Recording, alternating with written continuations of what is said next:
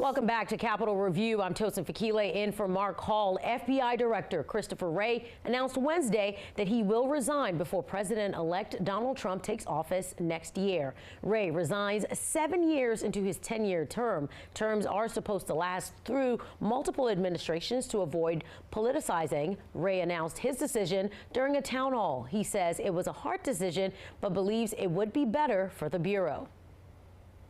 And joining Capitol Review is Bietsch. She is the National Security and Legal Affairs reporter with our media partners, The Hill. Rebecca, thank you for joining us.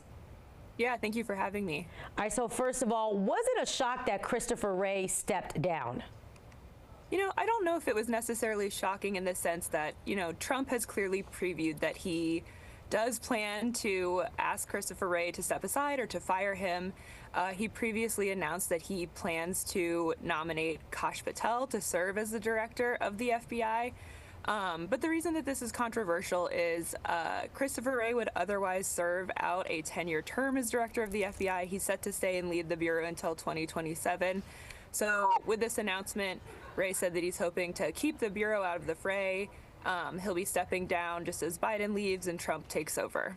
With this replacement that Trump announced, I mean, there was a long time before Wray decided to step down. How do you think, I know obviously he's heard the news, do you think this makes it easier for Patel to make his way as this nominee?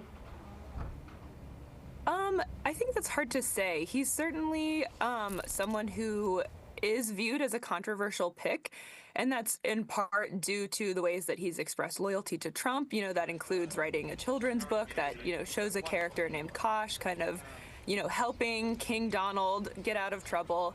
Like Trump, he has echoed, some of his own thoughts about people who need to be held accountable, something that he addressed in another book called Government Gangsters, where he created a list of 60 people that include, a bunch of executive branch officials from the Biden agency.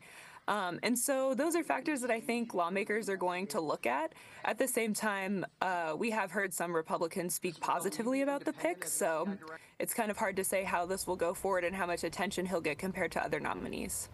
And like you said, obviously different things are going to play out. A lot of Trump's nominees have faced what some might consider uphill battle. So what kind of uphill battle do you think he faces? I think the biggest kind of scrutiny he will get is about, these past comments about these lists that he's created that spell out figures that he, has said need to be held accountable. He's somebody that has also echoed Trump in the sense that he, routinely talks about a deep state and feels that the, FBI is a big part of that. So, of course, those are going to be major concerns for Democrats, but there are also a lot of Republicans in the Senate who have, echoed that same concern, who, are very critical of the FBI and who, frankly, have encouraged Wray to step down. That includes Chuck Grassley.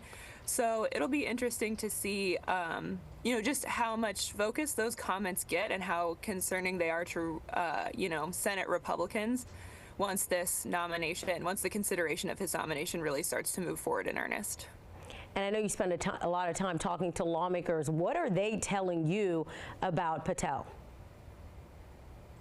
I have heard a lot of concerns, basically around, what we've just discussed in terms of the ways that he has mirrored some of Trump's calls for, either retribution or revenge, even if it's come in sort of a more veiled kind of format. All right, Rebecca, thank you so much for your time, and thank you for joining us here on Capitol Review. Thank you. Appreciate it.